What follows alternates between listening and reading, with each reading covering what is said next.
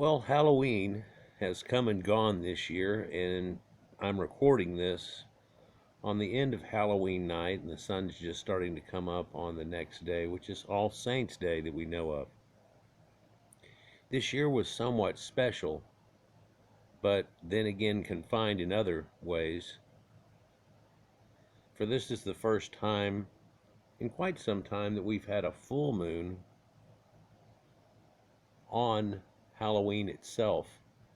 And believe in the fact that that would have been extremely significant to people who were ancient astrologers and the people that actually brought us most of what we know of as Halloween today.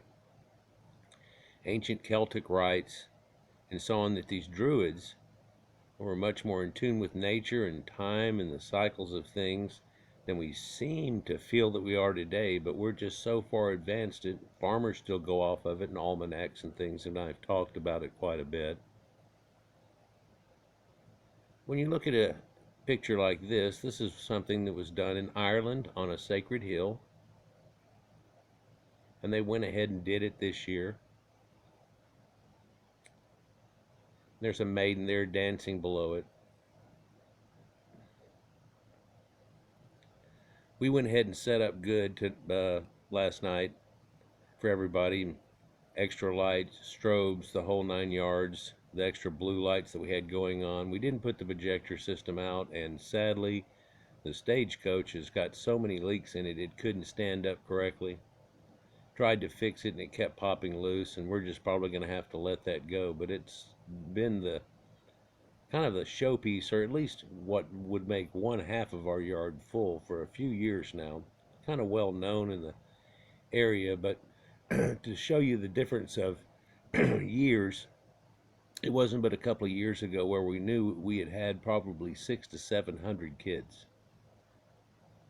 I have video of it where there's at least 50 kids in the video coming through and going around. It was just a madhouse that went on for hours and hours and reached past 10 o'clock at night.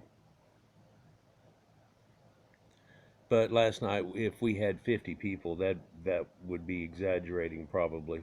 Probably somewhere more like 35 to 40 in total, even though there was a few little groups and stuff. And one of the kids came up, and every year we always have this where people have been seeing us for years. We had people that have moved away that come out, that after they do their little area, they get in their car and they come all the way to our house. We didn't have that person that has, for the last 3 years, has been doing that. For whenever 4 years ago she lived here, and her kids used to go to school with my kids and so on. And it was probably a little more prevalent whenever they were all in the school that was over near us and everybody knew about it, but we're not too far from it. We set up and people see it, so they know about it. But with what's been going on, everybody pretty much stayed at home. There was ideas about just go to your grandma's house and she's going to give you a bucket of candy. You get to trick or treat one time, but there's your bucket of candy, and so on. Oh, by the way, what candy do you want, to make sure we don't give you something that you don't want, so on, like that. There's a lot of churches that did a church greet and everything, but what's weird about that is if you think something like that, if somebody came in there and passed it to those people that were passing it out, and then all the people that came, it could actually be a spreading event and so on.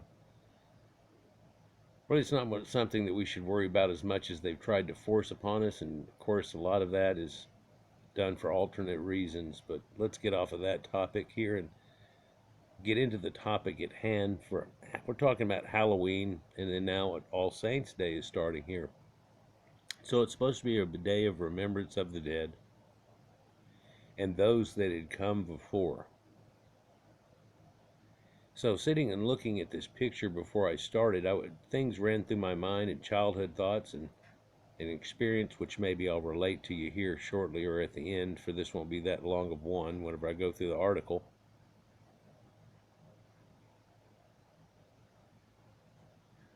But I started wondering if there was a time whenever perhaps people remembered things from way, way back, and at these gatherings of druids and so on, elves, if you will, and things we've talked about before, that they would pass on these stories way before there was written knowledge, and pass along these stories that kept going through time. There's remnants of them in some of the folklore books that I have that I've gone through and such. The reason it came to mind for is you'd look at this and you go, okay, well, this is Samhain, or they would pronounce it Samhain. But what does a fish have to do with it? And why is this girl dancing here in a dress, things like that? But could you imagine that there was a time not long ago where this wasn't a fish that was there, but it's something that looked like a ram, and that she perhaps was wearing pants or an outfit that was made out of goat or ram skins at the bottom of it, and somebody not knowing what they're looking at would have told you this has got to be some kind of devil worshipping bullshit going on. Especially if somebody gave you the description, not knowing what the hell they were looking at and in fear of what they were looking at. Once you get the description, your imagining of that can be taken to a totally new place, can't it? Could there have been a time before that whenever you would have seen something that would look like a bull effigy and it on fire, and then again people still wearing skins and things like that going along with it, perhaps having horns just like in the rams, and the ideas like that, like Viking helmets, and going, what the hell are these people doing?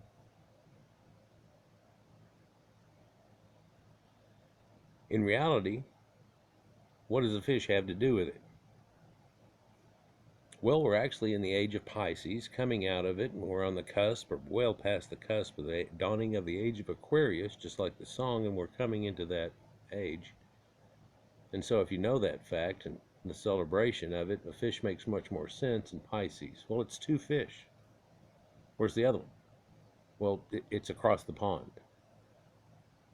For across the pond is also a large portion of the people that held this sacred and Halloween, and it still goes on today. It's done a little different in the UK, but it's actually a worldwide thing now, but it was heralded out by these types of people in some of their symbology. But I've shown you before in other Halloween videos how everybody, even non-connected people, at this same week in time had this going on. Where's a festival, but it also had to involve with the Day of the Dead and things like that, and how it works with the Younger Dryas event. And a lot of people have made connections, of course, with the Taurid meteor shower, which is going on now, which comes out of Taurus. So that bull effigy would make a little more sense too. And how it rolls around through time. Take a look at the shape though too, and it almost looks like a human head or a cranium facing left. If you look real close, it looks like the top of her hair's on fire. But that's just gleaming off of it. But to say you didn't know what you were looking at, you could make a lot of things out of this. In fact, well, at the end I'll tell you a story about whenever I was a kid and things that we saw one time and what I've thought about it over times, I guess, too. And it was a Halloween adventure actually itself. But Ireland keeps ancient Samhain alive with a fiery festival. This just came out today. Halloween is an ancient tradition that traces its origin back thousands of years. It's now a global festival, though. But this year, sadly, it won't be observed in the usual way. However, the ancient festival of Samhain is still going to be celebrated with a spectacular event in Ireland, and this is widely regarded as being the forerunner of the spooky holiday that we now know as Halloween. The origins of Halloween lay in the celebrations of the Celtic peoples of the British Isles and parts of Europe. At ancient origins, we reported that the Celts held a feast called Samhain, with Samhain, a celebration of the harvest, the end of summer, and the turn of the year. Samhain, pronounced Samhain, was based on the cycle of the pagan Wheel of the Year. and the wheel in the sky that keeps on turning.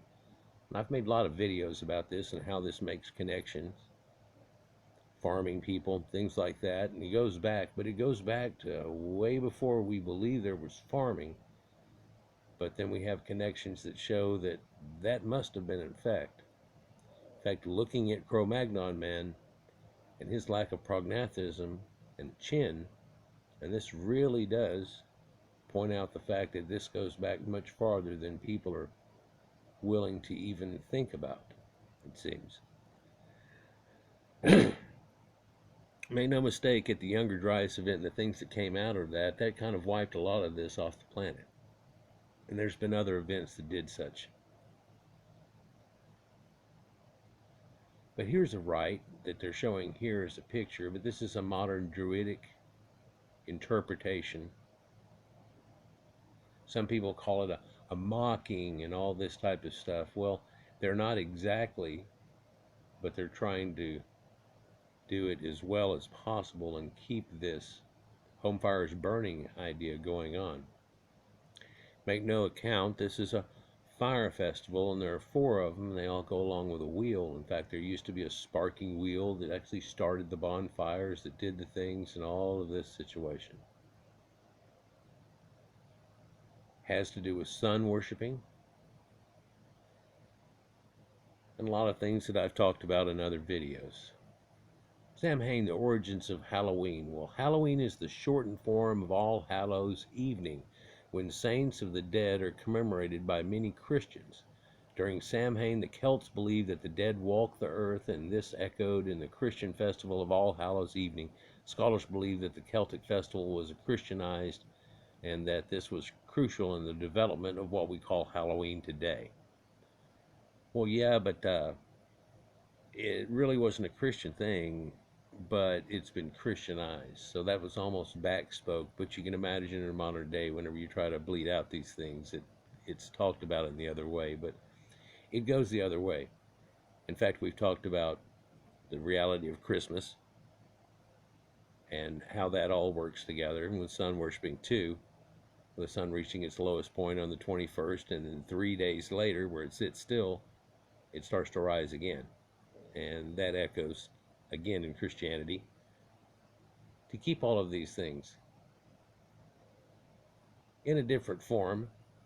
And like mythology, it's kind of weird, kind of opaque, but I try to bring a torch over close to it. Here, light your torch off mine. Let's take a look at this. The pagans believed that it was possible for the living and the dead to communicate with Samhain, during Samhain. Feasts were held in honor of the dead, and this is the origin of the modern practices such as eating nuts and candy at Halloween.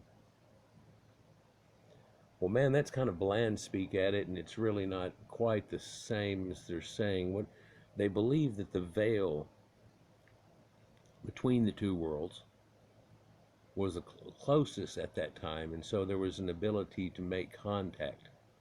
Like if you wanted to have a seance or something, this is going to be the greatest point to be able to do so, and things along that nature. And people that wanted to speak to their ancestors and all of this type of thing worked well with it. Well, it's a connective to it, and because people heralded it as such, because so many people died probably at the Younger Dryas event, and then the sorrow that came from that, and it became a ritual that got through all the way to now. But before then, it was already still a harvest type festival. And then, oh no.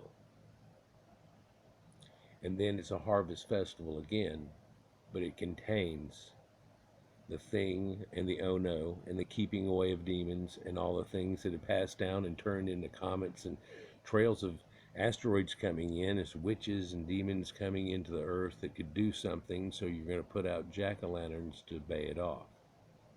Because Jack's a smart guy, see? He was able to keep away the devil and keep himself out of hell.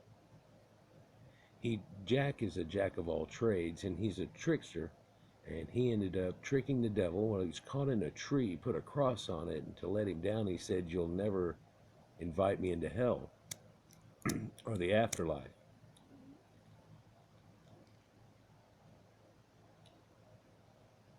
he had done such bad things in his life that whenever he died, they wouldn't accept him into heaven, so he's supposed to go to hell, but the devil rejected him. This is the idea of the jack-o'-lantern and the concept that you would have this going on, and so everything's going to stay away from this. For your trickster, you are mask, you are someone else.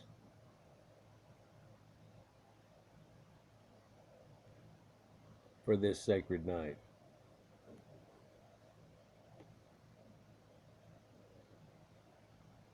But eating nuts and candy at Halloween, well, there's eating it, but there's also a sacrifice that's given to the people of old, and it's foods, and it's done in a way just like in ancient Egypt, and they used to set out foods for people, and you hear about it through all the religions where they did things like this. We don't no longer feel that our dead that are buried in the ground would need some food to go to waste near them in case they needed it type of situation. That's taken care of, surely. That they don't eat in that way. But there's, eaters of the souls and all these creatures and these bad demons and everything. And, well, they were trapped in ancient Celtic rites to where they couldn't be leased upon the earth. And what is that really referring to? Well, that's actually medicines and these things that people used to refer to as demons. They figured out how over time to figure it and to get it over with. And there was a coven of witches that during this time would get together and share this knowledge that they knew. You didn't need to know it and what to do with what, but they'd tell you if you need it and you had a kid in trouble and stuff, and they'd tell you, take a sarsaparilla off this little tree and let them suck on that, and that automatically makes this. Or how about this right here? It's an automatic baby laxative. Doesn't really work on us when we take a bunch of it, but you can give just a little bit to a kid to chew on the edge of it and everything, and it'll make them poop if that's the problem. Things like this. Nowadays we'd call this medicine. Things like aspirins and stuff like that, and drive medicines. A lot of these go along with drugs too, and potions. Ooh.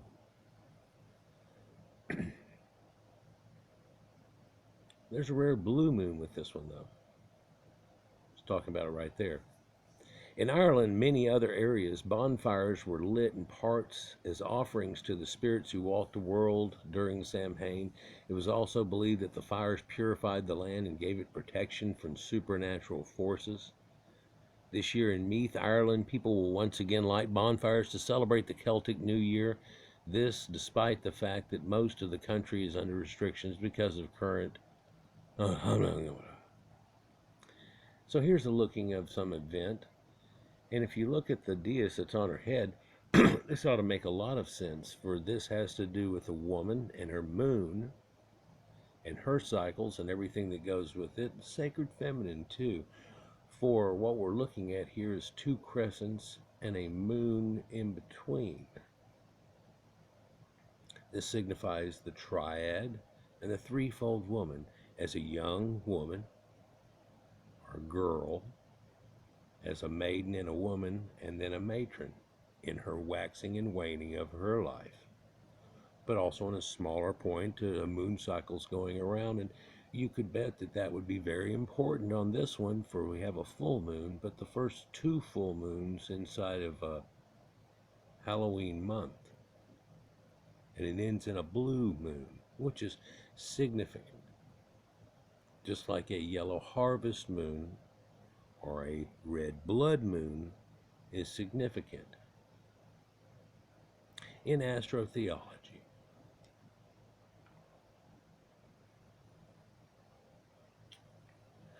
Lighting bonfires and lamps. The ancient tradition of lighting fires will take place not far from an Athboy in County Westmouth, and it held on the Hill of Ward. Known in Irish as Clachda, Newgrange Comda reports that this hill was at Samhain night the center of the Gaelic world, the place from which the light of the new year would first emanate. The event, known as Puka Festival, is organized by Fáilte Ireland, the Irish Tourist Board. So it's part of their heritage, and they're well enthralled with it. They want people to enjoy the bonfires just as their ancestors did when they celebrated the end of the harvest and the coming of the new year. The bonfires and the lighting of the lamps on the Hill of Ward will be streamed live on TV and across the internet. Organized as a promised spectacular event that is designed by a theater company. The Irish Examiner called the bonfires a contemporary reimagining of the Samhain fires. So, if you wanted to do something that was Halloweenish, especially in Ireland, and I wasn't aware of it, I'm going to look it up and watch the event and everything. Hell, maybe I'll be able to make a video out of it like, hey, there's this one part that's like this thing. I think that goes with it. And anyhow, so you can see this bonfire that's lit here and all these sparks that are going off of it. And these sparks reach up and go towards the heavens. And this is memories, and people talk about the dead and connectives that go with that, because in these ancient religions, people could become a star in the heavens for others to look upon and to remember. In fact, constellations are built on that concept. Angels too, and a lot of other things in symbology that go along with where stars are in positions and how it looks like a wheel when it spins, and what do those groups of stars look like. And because that's near this and this and this, we can make stories over time. I made a recent video about Gilgamesh and its connectives, but there's very much astrotheology in a lot of religions where it's kept for all time in the stars. Did it ever happen? Yeah, it looks like things like that did, but then they turned into a mythological story and then written in the stars, because you can use these symbols to remember the story. It's quite incredible. Fiery displays to celebrate Celtic Ireland. The 5 ancient provinces of Celtic Ireland will be celebrated, and they will be united symbolically in a fiery display of Halloween night. There will also be music and poetry by local artists, and the iconic lighting of the Samhain fires caps off an ethereal night of authentic Halloween magic, reports the Irish Examiner. The organizers hope that the festival will bring some cheer to people at this difficult time. I am going to have to look into this. Man, if you could go and witness that, and I'm sure there are pints going around and stuff. It would have been a little festival. Probably very much like the little festival that you'll see in the Shire in Lord of the Rings, in a much more modern way, but similar to that. Miss Ciara Segru, who works with Falt Ireland, to the Irish Examiner, that Samhain is the celebration that has taken place for hundreds of years, or really thousands, and which will bring a little bit of the excitement and fun back into our lives this Halloween. Well, I really think that we should grab onto our roots like that and know where it comes from. And even though some of it seems a little bit embarrassing in a modern day with science that we all know about it, it'd be damn straight that it's the connective that brings us all here and to the point that we are. So there's a whole lot more to be endeared about it. And I would want to have a belief that it goes on forever. For, hey, if you ever stop doing the thing and sacrificing out candies and valuable things, can't be some BS, but you sacrifice wanted things, just like somebody takes alcohol and spits it in the air and wastes part of it as a sacrifice and so on. If you stop that around this festival that's right here, then everybody's going to get sick and these demons are loosed upon the earth. During a time right now with things going on like that, you know, oh, well, just for the hell of it, why don't we do this to make sure things like that don't happen? Well, there's no connective to it. Yeah, sure, okay. Still, I like the idea. Trick or treat. Let's continue this. For it all goes together. Yeah. So there's a harvest moon, full moon version. But blue moon, once in a blue moon, wow. You know, we had a blue moon couple of years ago, I did a video about it and things that go along with it.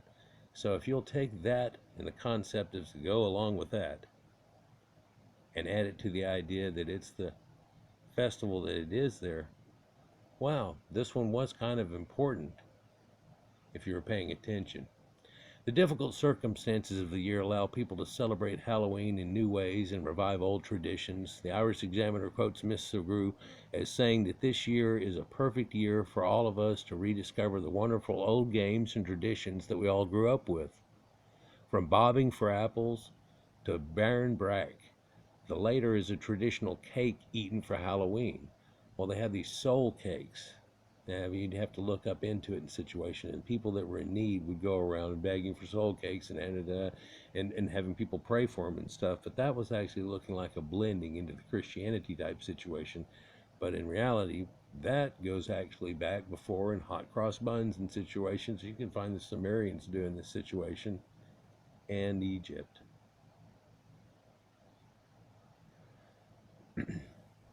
People are being encouraged to light a jack-o'-lantern and reflect during the festival. You can watch the event live by logging on the following Facebook page, and the celebrations will begin a torchlight procession to the Hill of Wards, then the lighting of bonfires, and the lanterns will take place, the high point of the night. I don't know, that reminds me of a few things from my childhood. Whenever I was in the Boy Scouts, we did an Order to the Arrow tap out, and they had coffee cans ever so long all the way through this trail leading to a giant bonfire that they lit for a ceremony that we did. Yeah, it was pretty neat. And also, for some reason, it reminded me of being skiing. And there's a ski resort where these people were putting flares in the top of their skis, and they would go down the ski hill, and it looked like dancing lights all going down the thing. Yeah, and up there at Snowmass and Alta and Purgatory, they all connect, and you can get passes to go in between each one of them and a lot of the connectives. It was weird to watch that. And it was kind of like, you hear the Coca-Cola song and all the people are sitting up on the hillside with their candles, and they zoom back from it, and they're making out the Christmas tree. Yeah. So all of these things go together, and Halloween just is a procession that leads towards other festivals. For after this point, once everybody gets their crops and everything going, we have a feast again that we call Thanksgiving nowadays, and then later there's another feast where people to get together, where you try to get together in the harsher point of the winter.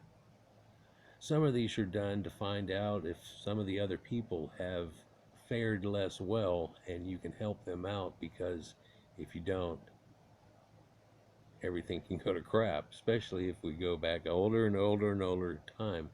So how long were people doing things and collecting and hunter-gathering and getting together to do stuff in a situation like this, and this festival around this same time and situation, and involved a bonfire? Well, man, that goes back many, many, many thousands of years. Every effort has been made by the organizers to make it as authentic as possible. However, the modern celebration of Samhain may not please everyone, as many pagans believe that it trivializes a very important spiritual festival. Well, if you're just going through the motions and blah, blah, blah and everything, but there's something said, or has to be said, for going through the motions as opposed to ignoring it. I mean, how proofread do you want it? And perfect do you want it? How much time do we got? All right, I'll tell you a little story here. Roundabout, we were up in high school time and stuff, and the kids were all partying and doing things, and we went out on Halloween night, and we were of an age that we were, some of us were going all the way to Dallas to go to haunted houses that they had set up, and there was a local haunted house that we could go through and everything people had made that was pretty good. We went through that, and everybody decided to go out partying and stuff, and we got some beer and some other stuff and something else, and then we went out and we're partying. And one thing that we would do, living out rural somewhat, was we would take farm to market roads and go out somewhere to nowhere and find a good spot where we thought we could see in good directions, and just park the car sometimes and get out, crank up the radio and listen to it and talk and do things. So we were going out to try to find a thing like that. No, we wouldn't always find one. We weren't always looking for one. We would just drive and do and come back or whatever, go out and smoke one and come back and things like that. And we were doing so down this farm to market road, and I know exactly where it is still. In the middle of nowhere, and out of nowhere, we saw this fire. Way off the distance, up the road and off to the left. It was in a field and quite a distance, and we were like, what the hell is that? Hope it's not on fire. Something on fire. What's going on? So as we started to get up closer, I don't know why, but John decided to turn off the lights, and he gave the engine a little gas, and then he pulled it out of gear, and he just let it start rolling up there to take a look at it. We were in the mood anyhow, if you know what I mean.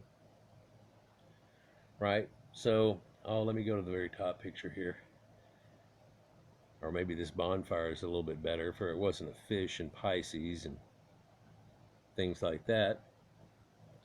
Anyhow, so as we rolled up and we got not quite parallel to it, but real close, or very much up close to it, there were trees that are right in the ditch right next to the road close to us, in between us, and so you could see through the trees, and off through the trees you could see that fire in there. And it, ironically, the car pulled up right to a point and stopped and slowed down and stopped, and you could see right between the gap, and there was a fire out there. It was a bonfire, and it wasn't quite as big as what this one looks like it was, but there are people around it and stuff.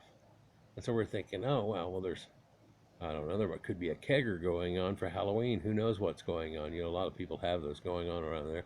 But the weird thing was, and we talked about it, is, you know, there's no cars on the road here, and they're out in there, so this is the only road next to it, so that's kind of weird. Well, you get a closer look, and it looks like these people are wearing robes. Yeah. And so it starts to look kind of weird, and of course, first thing that runs to your mind is, what is this, some kind of freaking out KKK thing? Or no, wait, maybe is this devil worshiper we're looking at?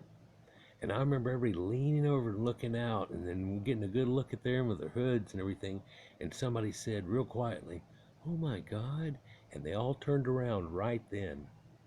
Now, they're over 100 yards away. In fact, they couldn't tell the car was running, pulling up down the road, apparently.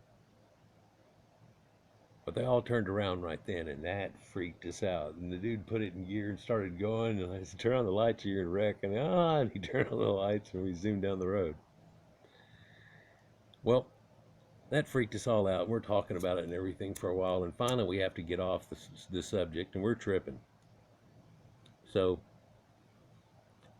getting off the subject, we decided we're going to listen to some music. He kicks in a Rush cassette at the time, and lo and behold, the song kicks off and everything, and it ends up being Witch Hunt. If you've never heard the group Rush, they're pretty intricate, but the song Witch Hunt, and it starts talking about this and these people and gazing at a fire and all this type of stuff. And none of us could get past like a third of it, and I had to turn that down, and I said, "Turn that down, I don't want to listen to that, we'll have to listen to something else." I clearly remember this. But as I got to, we were talking about it, I got thinking of it, and I said, "Dude, oh wow," and everybody was tripping. And I said, "You know what that was? That's Samhain. That's a festival of Halloween.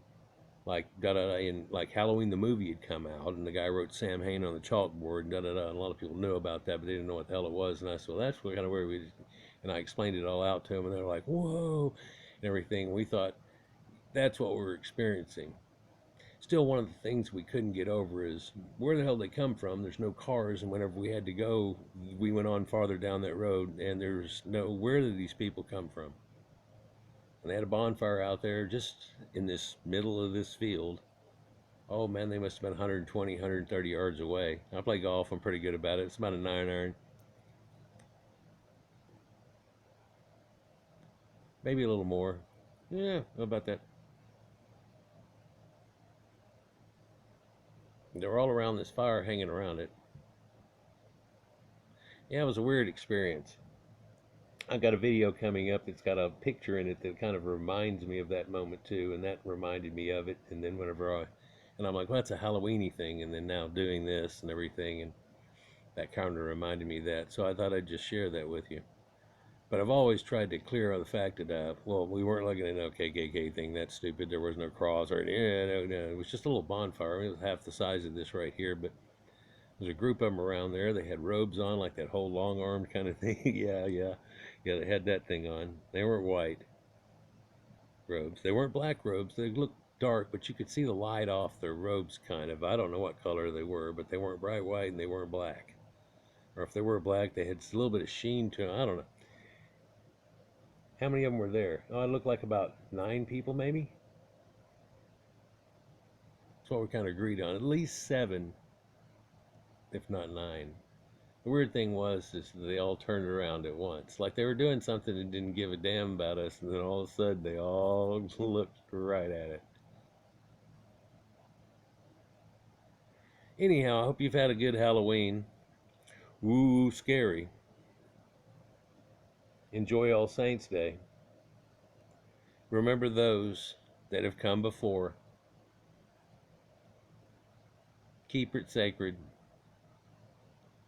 Share it with those in concern. Peace.